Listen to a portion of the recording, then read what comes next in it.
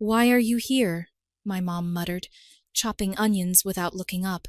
My dad chuckled. "Didn't we tell you this year was for family only?" I simply smiled, placed the gift bag down, and walked out without a word. 30 minutes later, my alerts lit up. Holiday catering canceled. Vacation payment blocked. Family Netflix logged out. My sister messaged, "Are you seriously?" I replied. What got me the most wasn't the words. It was the way they said it. Like I didn't matter. Like I was some distant cousin who had showed up uninvited. I'd spent weeks planning this. Late nights after work, browsing through hotels, comparing island packages, double-checking guest lists with my aunt who swore that the whole family was going to be there for the anniversary. And she wasn't wrong. The driveway had 6 cars in it. When I pulled up, I recognized every one of them. Cousins, second cousins, even Uncle Terrari's beat-up old minivan was there. But when I walked in, the only thing I got was a knife slicing onions, and a voice that didn't even look at me. "Why are you here?" She didn't pause. Didn't even glance over her shoulder, like I was interrupting something sacred. And then my dad, sitting at the kitchen table like it was just another Sunday morning, with a coffee and a crossword puzzle, said it. "Didn't we tell you this year was for family only?" That was the line. That was it. Not even a joke. Not even a smirk. Like he was teasing. Just flat. Like I wasn't even part of that word anymore. Family. I had the gift bag in my hand. Silver, with navy blue tissue paper poking out the top. Inside, a personalized anniversary photo book I spent hours designing. A handwritten letter. And at the bottom, a slim white envelope with 2 plane tickets to Hawaii. 5 nights. Private suite, ocean view, spa access, everything they ever said they'd do someday if we ever had the money. I gave them that someday, and they didn't even let me get a word out. I didn't speak. I didn't ask why. I didn't explain. I just walked to the dining table, placed the bag down carefully like it was glass, and walked out of the house without looking back. My uncle saw me from the living room and started to get up, but I didn't stop. No one stopped me. Got in my car and drove 2 blocks before I had to pull over. I wasn't crying. I wasn't even angry yet. I was just done. Done trying. Done pretending like being treated this way was normal. By the time I reached the freeway ramp, my phone started vibrating nonstop. Holiday catering canceled. Vacation payment blocked. Family Netflix logged out. And then the cherry on top. My sister's message. "Are you seriously doing this?" I stared at her text. Thought about how I just helped her refinance that $1,700 phone loan she couldn't qualify for. How she told me I was the only one who actually helps. Thought about how she'd cried when I transferred the deposit to her account so her car wouldn't get repossessed. "Are you seriously doing this?" I replied. "Seriously doesn't even begin to cover it." They didn't know about the Hawaii trip yet. Not a clue. No one except my uncle, who helped me book it and promised to keep it quiet. I had planned to announce it during dinner, right after the toast. I'd even preloaded a video of palm trees and ocean waves onto a USB to play on their living room TV. That was going to be the moment. That was the plan. Now the plan was different. Now I was done playing nice. They wanted to act like I was just the backup generator that kicked on when the house lost power. Fine. I'd flipped the main switch, and none of them, not even my sister, had any idea just how dark it was going to get. By the time the sun went down, I had the whole scene in my head, like a movie I'd already watched 100 times. My cousin Jenny would have been the one to open the gift bag. I could just picture her, always curious. She probably pulled out the letter first, skimmed it, then paused at the envelope. Maybe someone joked, "Ooh, mystery gift," before she slid the tickets out. Then came the silence. Then came Uncle Mark, who was definitely on his 3rd glass of wine by that point, loudly declaring something like, "James really went all out, huh? He told me he booked you guys a whole damn trip to Hawaii." Just like that. No warning. Just tossed it out there like I was the hired help who forgot to show up. And my parents. I imagine my mom paused mid-bite. My dad probably sat forward in his chair like he was trying to catch up with what he just heard. And then came the realization. They just kicked their golden goose out of the kitchen. I didn't need to be there to know exactly how it unfolded. I'd seen versions of it my whole life. First the regret, then the scramble, then the damage control. But none of that mattered because, while they were reeling and whispering and looking around for someone to blame, I was at home sitting in the quiet. A real kind of quiet. The kind you only get when you shut the whole world out. I made one plate of food for myself, poured a drink, turned off every notification on every app, and put my phone face down on the counter. Then I unplugged it completely. I didn't want to see their names. Not one of them. I had no guilt. Not even a flicker of it. They always found a way to make me feel small, even when I gave them everything. And this time, I'd given them something huge, something no one else had. A trip they talked about for years, like it was unreachable. And they didn't just reject me. They didn't even ask what I was doing there. Didn't even care. When I woke up the next morning, I plugged the phone back in just to see how bad it was. It lit up immediately. 22 missed calls. Voicemails from both parents. 3 from my sister. The texts were worse. Long paragraphs full of warm words. Emojis. Sweetheart, baby, we're so sorry. You didn't tell us. We didn't know. Like they could flip the whole thing back with fake concern. By the time I finished reading the messages, someone knocked at my door. I already knew. I didn't open it at first, just stood there watching them through the peephole. Both of them dressed like they were coming from church. My dad held a bag of muffins, store-bought with the label still on. My mom clutched one of those generic thank you cards people keep in the kitchen drawer for last-minute birthdays. They looked like strangers trying to sell me something. When I finally opened the door, they smiled like nothing had happened. My mom stepped forward immediately. We just wanted to talk. I let them in, mostly because I wanted to see how long they could keep up the performance. They sat down like guests. My dad tried to joke about the weather. My mom asked about work, and finally, like I knew they would, they got to the point. She said it carefully, like she was afraid to break it. You didn't cancel the trip, did you? I didn't even hesitate. Told them it was gone.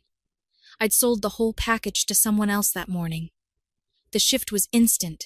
All that fake warmth drained from their faces, but they didn't say anything, just sat there. I didn't offer more. No explanations, no reassurances, no apologies.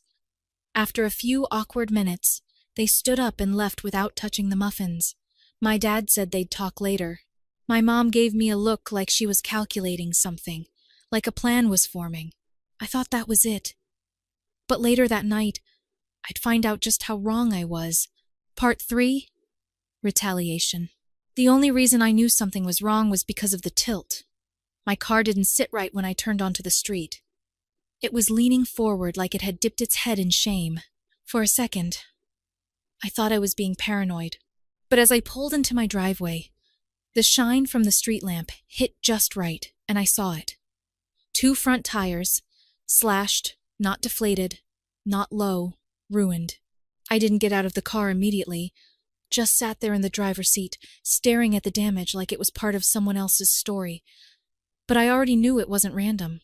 It wasn't some neighborhood kid with a grudge or a robbery gone bad. It was personal. It was deliberate. It was them. There were only 2 people petty enough and stupid enough to think that would get a message across. And they had been in my apartment just hours earlier, all smiles and soft voices, pretending like everything was fine because they thought I still had those tickets in my back pocket. I went inside and didn't even take my shoes off. I opened my laptop, sat at the kitchen counter, and got to work. First, the shared renovation fund. My parents had been talking about redoing the entire second floor of their house, turning it into a guest suite, maybe even renting it out for extra income. They couldn't afford the whole thing, so I agreed to pitch in. Quietly, of course. Every month, I'd been transferring $1,200 to a separate account I set up just for the work. They didn't know the exact amount, but they knew I was covering most of it. Paused, disabled future transfers, locked it. Then my sister. She was 2 months into a new job she hated and barely keeping her head above water. For the past 6 months, I'd been sliding her $600 each month so she could afford rent without maxing her credit card. She never asked twice, just sent the emoji with the little hands praying like that was enough. I opened the banking app, canceled the recurring transfer, cleared the payment history, unlinked her account entirely. That was 2. Next came the loan. She wanted a new phone because everyone at work uses iPhones, and her old one was embarrassing. I'd co-signed for her, got her the upgrade, and then, when she started skipping payments, I took over. $1,700 total. I'd been auto-paying it every month without even thinking. I went in, removed my card, canceled autopay, let the next bill become her problem. 3. After that, I opened every streaming service. Hulu, Netflix, HBO Max, Amazon Prime, Spotify, the ones they'd been using for years without pitching in a cent. They never asked, just logged in and acted like it was theirs. Family, right? I changed the passwords on every account, logged out all devices. On Netflix, I renamed the remaining profile to No More Free Rides. On Spotify, I left only 1 user. Me. 4. And then the contractor. He was scheduled to start drywall and painting the upstairs hallway next week. He'd already done the insulation and some of the electrical work I prepaid for, but I still owed him the second half for the full job. I called him, told him to stop, that the rest of the project was canceled, and I'd pay for what was done, but nothing more. He didn't ask why, just said okay. That was 5. It wasn't about revenge. Not at first. It was about balance. For once, I wanted the scale to tip back towards 0. No more, just help us out this one time. Or, you know how much we appreciate you. No more guilt tripping me into paying for their mess while they acted like I should be grateful to be involved at all. I had one last thing to check. I opened the app from my security system, clicked the camera footage from earlier that evening. It didn't take long. At 7:12 p.m., a car pulled up across the street, not parked, just sat there. After a minute, the passenger door opened. It was my dad. No hesitation, no looking around. He walked over to my car like he was grabbing the mail, crouched, stayed there for maybe 20 seconds, then moved to the other side. Another 20 seconds, then he got back in the car. They drove off. My mom was driving. I didn't save the footage. I didn't need to. Instead, I turned my phone back on. It buzzed immediately. New messages from both of them. The tone had shifted again. No more sweet talk. My mom, we need to talk. You're taking this way too far. My dad, this is still your family. Don't throw it all away. My sister, what is going on? Why is my payment gone? I didn't reply to any of them. I just sat in the dark, letting them feel what I'd felt for years. Unseen, unheard, unimportant. The next day started too quietly. No buzzing phone, no knock at the door, not even a single email from work. It was like the world had paused just long enough for something to go wrong. I didn't trust it. By noon, I found out why. A knock at my door. Not the usual half-hearted kind either. This one was fast and sharp, like whoever was on the other side was too pissed to be polite. I checked the peephole. Me sister. Alone. I opened the door halfway, just enough to block her from walking in. She didn't wait.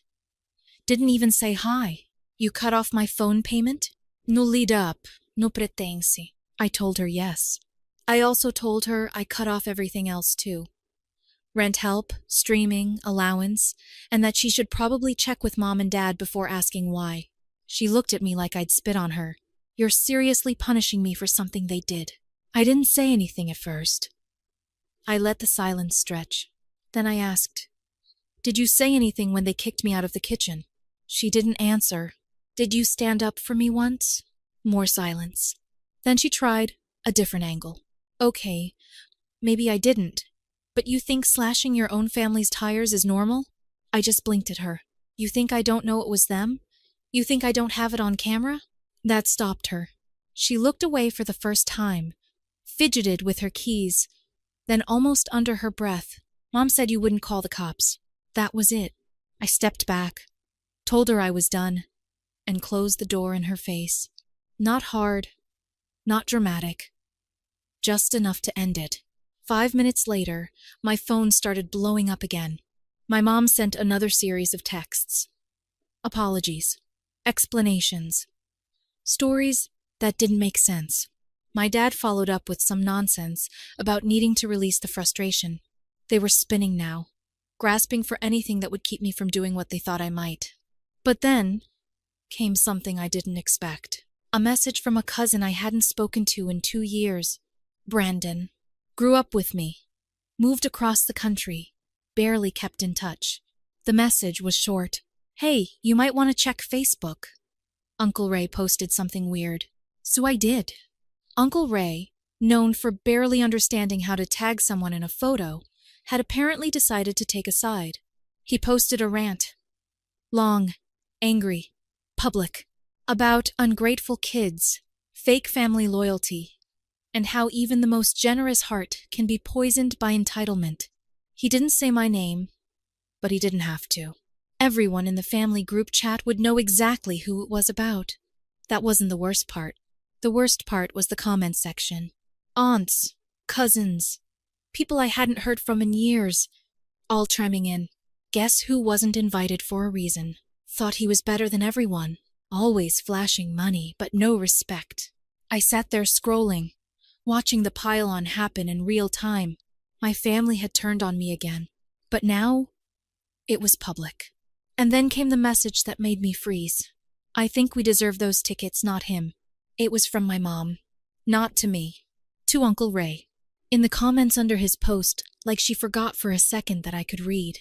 I sat there staring at it for a full minute. Then I picked up my phone. Not to reply. Not to yell. To post. And I did. One screenshot. The plane tickets. Full itinerary. Total cost. 11,440. £2.37. With a caption. This was their gift. They told me family only. Guess they meant something else. Then I turned the phone off again. Let them fight over the ashes. By the next morning, my post had blown up way more than I expected. I hadn't tagged anyone. No names. Just a screenshot and a sentence. But that didn't matter.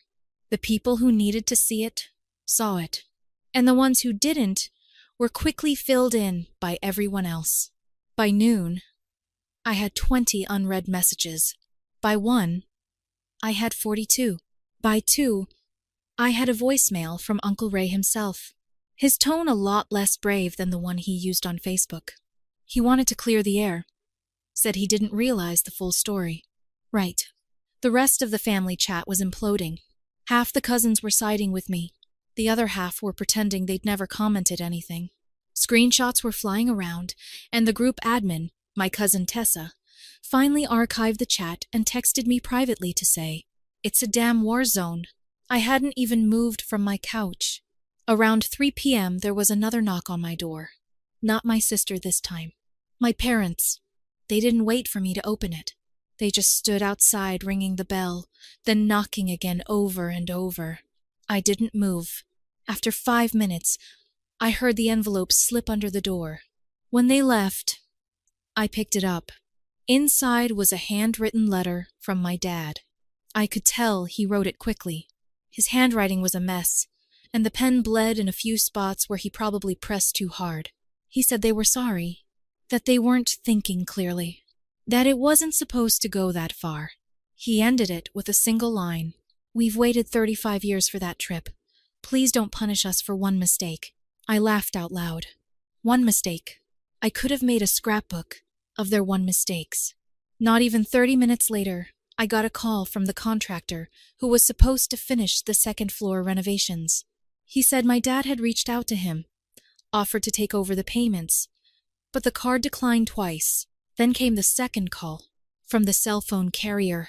My sister's phone payment bounced. The line would be suspended in 3 days if the balance wasn't covered. They were already unraveling. By the evening, my cousin Jenny messaged me. The same one who probably opened the gift bag. She told me my mom had called her crying, trying to get her to guilt me into restoring just the tickets. Said she could handle the rest falling apart. But that trip was everything. I didn't respond. I didn't even think about responding until the next day when I went out to get groceries and noticed the side of my house. Spray paint. Not huge, but clear enough. Heartless. That was it. Red letters, all caps, on the siding near my kitchen window. Just one word. But it told me everything I needed to know. They weren't done. They were doubling down. When manipulation didn't work, it turned to shame. And when shame didn't work, they went for vandalism. I filed a report with the police, not because I thought anything would come of it, but because I wanted a paper trail. Then I called a painter to get a quote. It would cost $950 to clean, prime, and repaint the side of the house. I already knew who used to be helping me pay for house maintenance. And I already knew that moving forward, not a single one of them would see another cent. They wanted to burn it all down. Fine. Let's see how well they survived the cold.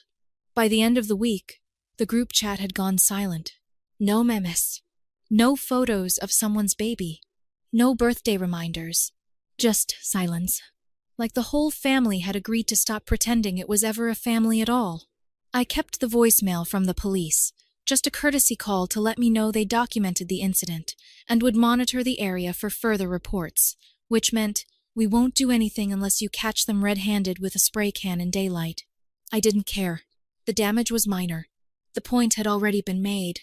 I had the house repainted the next day. While the painter worked, I sat on the porch with a coffee, scrolling through old photos of holidays and birthdays where I was the one holding the camera and footing the bill. They always smiled big when they were on the receiving end. Not anymore. The final message came Saturday morning. Me dad. A voice note, because apparently texting had failed him.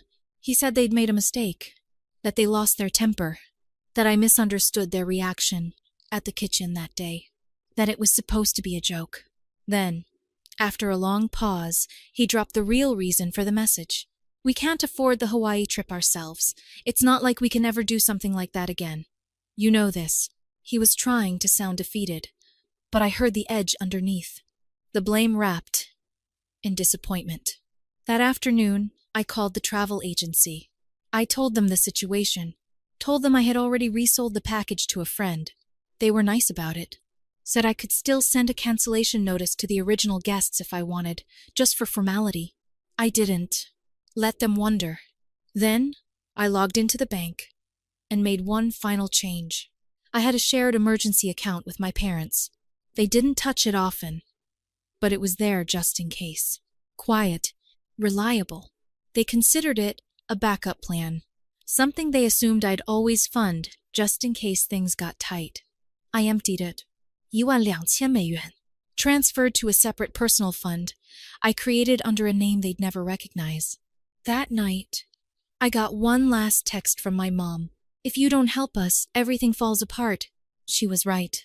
The second-floor renovation stalled. The contractor canceled. My sister's phone line was suspended. She switched to a burner she probably bought with the last of her savings. The family group chat never came back. Cousins started whispering behind closed doors, realizing maybe they picked the wrong side. And me? I started sleeping better. The worst part of all this wasn't the slashed tires or the graffiti or the way they twisted everything to make themselves the victims. It was realizing that for years I gave, and they only loved me when they needed something. Now, they needed a miracle. And I wasn't in the business of saving them anymore. It's been just over 3 months since everything blew up.